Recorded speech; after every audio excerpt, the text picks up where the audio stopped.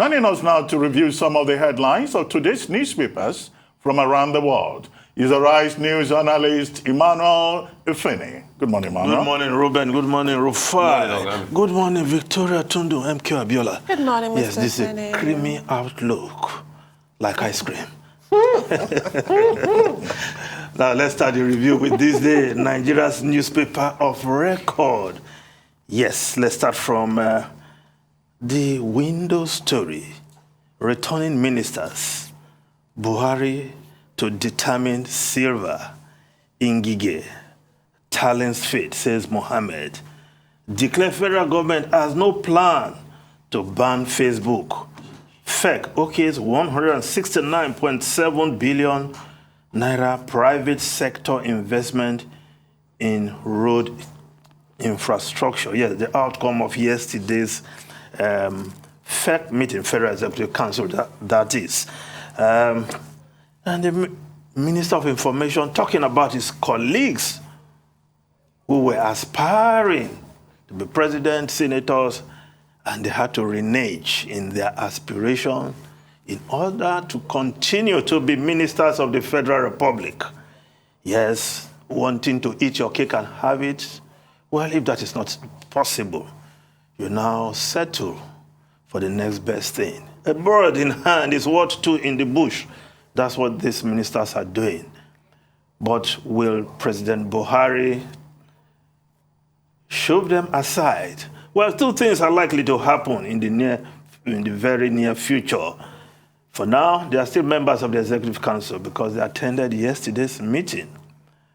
But when the president wants to send names, will there be a minor or major cabinet reshuffle that will affect these ministers who aspired and reneged in their aspiration? But the ball is in the president's court. He has the power to hire and fire. Maybe he doesn't mind that they change their mind. No pun intended there. Now, the lead story of this day. The 23 APC members seeking to replace Buhari, quite a line-up, you will say. And I think former Emir of Kano, Lamido Israel's Lamido Sanusi has given Nigeria another punchline. May you be blessed, like the APC is blessed with presidential aspirants. Now, but looking at this lineup, well, you see quite an impressive lineup. But I can say that some on that list would not mind being vice president or running mate in the first instance, depending on where the APC presidential candidate will come from eventually. Yemi Oshibajo, vice president. Well, you say ordinarily he should just step into the shoes of his boss. But I cannot remember the last time when a vice president just took over from his principal, unless something dramatic happened. But Yemi Oshibajo is in the race, of course, so is one-time political benefactor. I wouldn't call him Godfather, Asiwaju Bola Ahmed Tinubu, and others on that list from the southwest, Kayode Fayemi, and of course, Ibikunle Amosu, former governor of Ogun State. The southeast were represented with Ogbonaya Onu, Dave Omai, and of course, Emeka Nwajuba, the immediate past Minister of State for Education, whom I must say salute his courage because he resigned, he put in his letter of resignation immediately, even though we have growls against him about how they have handled the ASU issue so far. But, well, it's no longer there. Where is the Minister of Education? Adamu, we should be looking forward to him helping the president to resolve this matter so that as children in public universities can go back to school. Well, the North, what is the North doing in this list, you will ask? When the incumbent president will have done 8 years by May 29 next year is from the North. But they are there. Yahya Bello has been there from almost the beginning. One of the first to declare his presidential ambition, young and ready to go. What has he done in Kogi State? Perhaps he has not sold his ideas very well, because the last time I was in Kogi, he sounded very eloquent and looked like a man who has been underestimated in the past. But can he win the APC tickets? Questions that will be answered in a few days' time.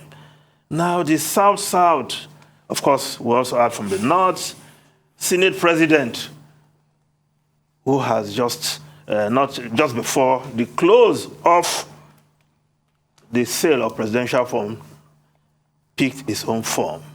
And according to reports we've received so far, it's like some in the establishment in the North are pushing for the Senate President, and a template seems to be created, or is being created, to give him some heel in his step as he tried to wrestle the ticket of the APC. Now, of course, the South, with a lineup, of course, I wouldn't forget Cleggyman. Tunde Bakare is also from the Southwest. Once running mate to President Buhari, when he was candidate Buhari under the platform of the CPC. Is there anything smiling towards him? He smiles all the time. Where he gets inspiration to be the next president, certainly he has not told us there was a revelation. So he's going to square up with others and get delegates votes like any other aspirant on this list. Yes, South, Akpabio, Rotimi Amechi, and who else? Yes, the governor of Cross River State, Professor Ayade. They're all there. Well, nobody is here to make the numbers, but at the end of the day, when a candidate emerges, we'll know those who were there just to make up the numbers, or just to contribute 100 million to the party coffers. Now, let's go to other stories. To TheGuardian newspaper, 2023 APC PDP in mind game over primaries. In fresh twist, APC adjusts timetable to hold primary hours after PDP. Says no truth in zoning presidency to Northeast. Well, that's what the APC is saying. Where have they zoned to? Well, we'll see a familiar line in a short while. APC has no reason to zone presidency to the North. Tinubu Group kicks. Yes, I agree with Tinubu Group totally. APC should not even think of it, but we are seeing it unfolding. Uncertainty in Buhari's cabinet as Malami Talen attend FEC after farewell session. Yes, I know. Legal luminary Femi Falana SN has his own view, which Ruben has fully supported. I don't support it, you know. Now, let's go to another newspaper. The Vanguard newspaper, 2023. We are not yet zoned presidential ticket, APC. This is a very familiar headline. It used to belong to the PDP. We have not zoned to any. We have not zoned the ticket to any region. APC seems to have adopted that. When we all thought APC had settled for the South, but we'll see how this game plays out. The Leadership newspaper, 16 days to the deadline, to INEC deadline. APC, PDP, in game of hide and seek over primaries. Yes, looking over your shoulder to see what your opponent is doing. The Nation newspaper, why APC changed dates for governorship, other primaries. Election of presidential candidate May 29th, 2021/30. Party fears INEC sanctions. Now, if we just also look, there's a story below the lead story in the Nation newspaper. 47 billion naira probe. EFCC detains ex-NDDC MD Nsima Ekere. Yes, minister suspends accountant general under probe for 80 billion naira fraud. Yes, the EFCC, yes, doing its job, because that's what that agency has been set up to do, to fish out those who have abused their positions by dipping their hands into our commonwealth. Now, this remains in the realm of allegation until EFCC can prove the case in court and secure conviction. But Nsima Ekere must be recalled, was the last, was governorship candidate in 2019 of the APC in Akwa Ibom State. Before that, he was a member of the PDP who contested the ticket of the PDP in Akwa Ibom State with Emmanuel Udom. He was defeated. He moved to the APC. Now, the Oshomole theory may not apply. If you move over to the APC, your sins are forgiven. And I hope Bawa, the EFCC chair, will not buy that gospel from Oshomole when he was chairman of the APC. So if you go ahead, do his job, well, and secure conviction. It doesn't matter if at the end of the day, the government, or any government for that matter, will just come and release those guys convicted of stealing state funds. Now, the Daily Trust newspaper ripples as 17 outgoing governors battle to install successors. PDP governorship primaries hold Wednesday, APC Thursday. 201 peak ruling party forms, 145 jostle for PDP tickets. Governor's action direct assault on democracy, Professor Kari. Now, if we look at the Punch newspaper, also talking about the governorship primaries, APC governorship primaries, tough battles in Oyo, Sakoto, Rivers, as 44,045 delegates elect candidates. Now, if we just look at the Daily Independent newspaper, returning ministers await Buhari's reabsorption verdict. Malami Talen attend FERC meeting in Ngige. Silver's fate hangs in the balance. Now, if we look at the Daily Sun newspaper, yes, beside the masthead, Kanu loses bail bid as federal government withdraws newly amended charges. Sit at home turns bloody in Delta, 1 killed.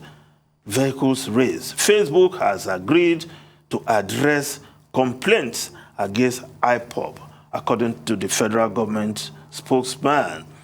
Now, of course, apart from Mondays that are usually sit at home in the Southeast, any day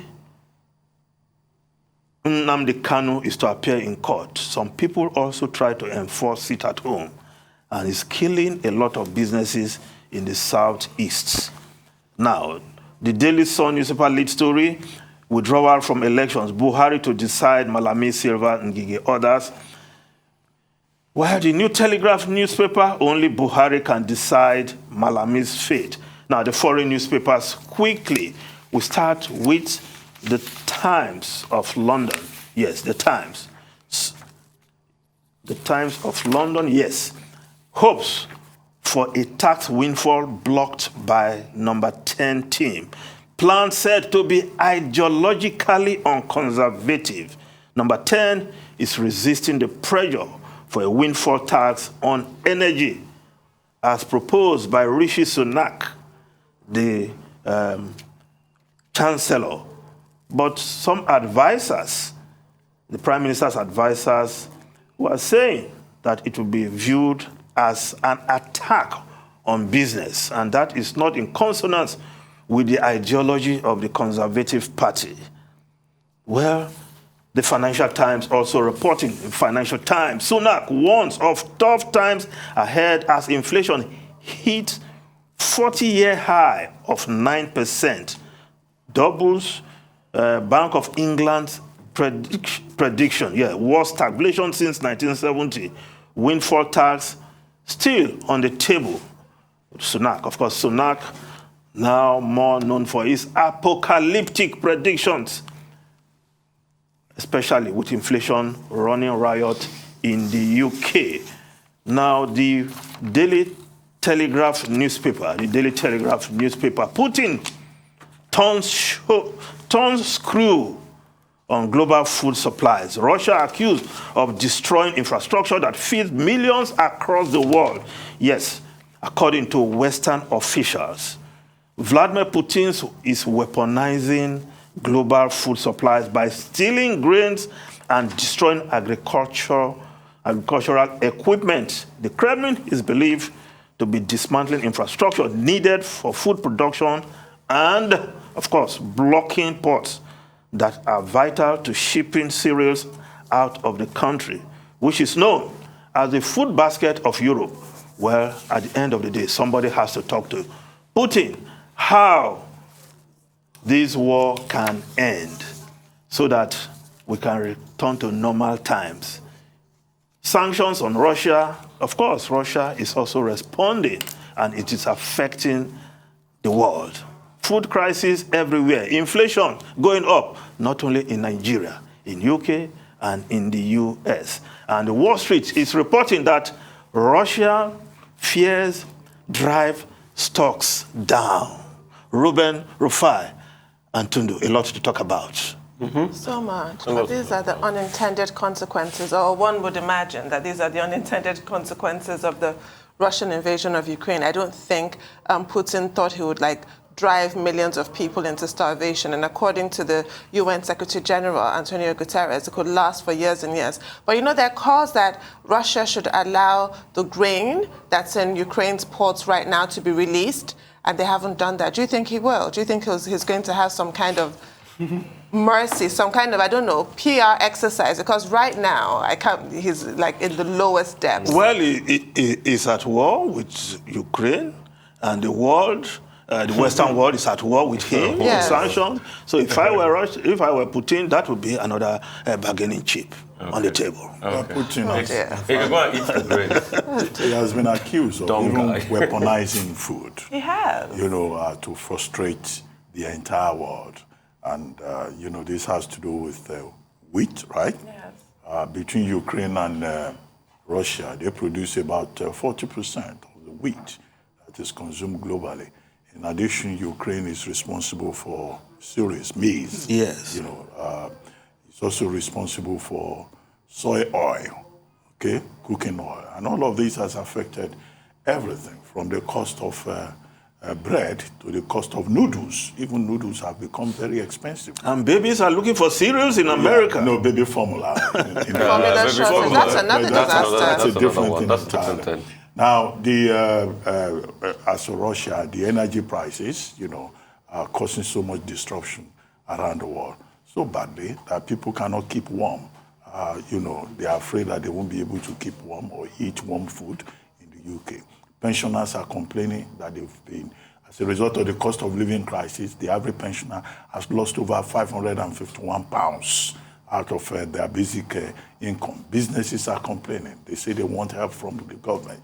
Rishi Sunak is saying, well, what are we going to do about these global forces? But that's on the international plane. And one story that I found interesting coming out of the UK is Andy Cook, the new police constabulary, advising his men to use their discretion if they arrest persons who are found to be stealing food.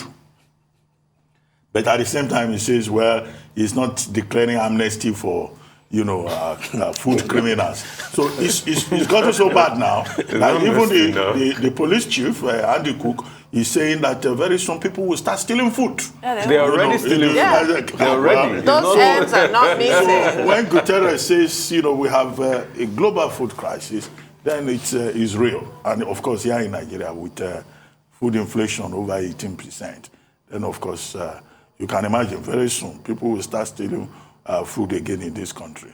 I once lived in a building where a woman was stealing in cooking, had a pot of soup on the gas, camping gas, in the building, in, all this 3-story face me and face you buildings.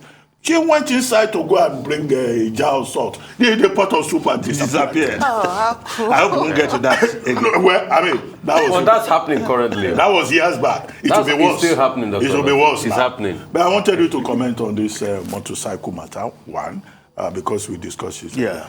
And then also as for the cabinet, well, the argument by Femi Falana, SAN, I don't think it can be improved upon. But it's still up to the president to decide whether those persons have resigned or not constructively and whether there will be a violation of Section 306. All that Femi Falana SAN is asking for is that, yes, those persons can be reappointed, but that will have to be in line with Section 147 of the Constitution, which requires the president to submit their names to Senate for fresh screening. But we will watch what the president will do, but beyond what the president decides, it shouldn't take too long to replace those ministers that have left. It should not take another 6 months to fill those positions that have been vacated by former Minister Ogbonnaya, Rotimi Amechi, Godswill Akpabio, And but all their respective states need representation in the cabinet. It's a constitutional requirement, so we must not have that. But it should not take forever. Yeah, that's what I'm saying. I'm buttressing your point, because each state must be represented in the cabinet. It's a constitutional requirement. Yes. Hopefully, it should not take forever. I will underline the word hopefully. But historical antecedent speaks volumes. Well, we've been through this. No, but the president knows that he has just 1 year to go. Almost just no extension. No extension. No, 1 year to go now. No. May 29 to May 29. We are not on May 29 yet. So it's still a little over a year. A little over a year. I'm calculating the date myself. I'm marking the date every day. But he has taken over 6 months before to give us. No, but then there was nobody in the cabinet. No, now you can't have not some this states time, not this represented time. and not all the states. Yes. We are watching the motorcycles in this local government. You see, this issue of Okada, they are becoming a menace. Yes, they are. And I hope Governor Sanwo-Olu means what he's saying now. There are many things he has said in the past which he did not fulfill. You remember when he came, he rolled his sleeves, literally, and went to Apapa to say that he's putting an end to traffic. I know what that Apapa is now. He has banned this Okada before. Is he rebanning? Yeah. But whatever he's doing now, but I think he should not change his mind because Seriki somewhere said they will give him votes if he... Seriki Obalende. And Seriki Asawa Agege. And Seriki Shasha. They should I think the governor should just ignore those people and enforce his pronouncement. And this Seriki did not make any statement after David's death. No, his pronouncement. We did not hear a word from the when David was lynched from any Seriki. I'm urging you, Governor Sanwo-Olu, please, you have made a right pronouncement. Please ensure that it is enforced. June 1 will be counting down to see how you will act on June 1. Because we see they destroy the property of women who are trading everywhere. This time around for Okada, please use the full instrument of state to ensure that you enforce this. It will be for the betterment of Lagos, the mega city. Is it not discriminatory? 6 local governments singled out. Yes. Because I referred earlier on to Akomaron saying that their own members... There's order in their area, that's what they are saying. Yeah. Well, but you could, some people have been trying to read ethnic meanings. No, I think we shouldn't read ethnic meaning into this. There's always If these guys, Ruben, if these guys from Obalende want to join those areas, they should register. It's very simple. They cannot be lawless. It's very simple. People just come from nowhere. So you've got to register. Some of them are not Nigerians. This is about the only country where foreigners can just pour in, start doing business, and they don't have any problem. You can't do that in Benin. You can't do that in Cameroon. My friend from Nigeria told me that what we do in your country, you cannot try it in our country. So why should we just allow all kinds of people to come into this country? The first step is that they must be part of a Comoron to start with. Just But register. immigration, immigration. I'm The sure other you're Nigerian, time, they for announced this, their alien registration protocol. Don't go there. So what happened to it? Don't go We there. always talk about the military, That's we a talk scam, about the oh. police, the security forces when we're talking about insecurity, but we need to also talk about the immigration service. They've been banned They in need to some do much areas. more. If they want to operate in Foreigners are other supposed to be areas, registered. they should go and register. You can't We just should come have in a here and database do of whatever these you like. people. Yes. We If don't they have have a database, you know those who converged and caused that the death of that sound engineer. You know that these were the people operating in this area. By the time you call all of them, they will identify the find out person. who did it, Yeah. yes. But now they don't have register. They are not registered. It's unacceptable. You just come from nowhere. Somebody will give you a Okada and you start riding. The other day, one artisan, I won't call him artisan because he has no skills. He comes with my gardener to work in my compound, in my garden regularly. One day I saw him. Okay, he was waving from an Okada. Yes, now. I said, when did this guy even learn how to ride Okada? Yeah. And if you see, There's he wasn't no very training. steady. There's no training. No training, It's no scary. registration. No, we cannot continue like this. No, we can't. That's it. But you know, In the name of being Okada politically economy, correct. The effect beyond politics and economy is also that we don't have good artisans in Nigeria anymore. Everybody is riding motorcycle. Yes. We have become That's a a problem. motorcycle. Even university economy. graduates are riding motorcycles. Oh yes, It's the sad reality of Nigeria. Emmanuel Efeni, thank you very University much. graduates. Thank you very much.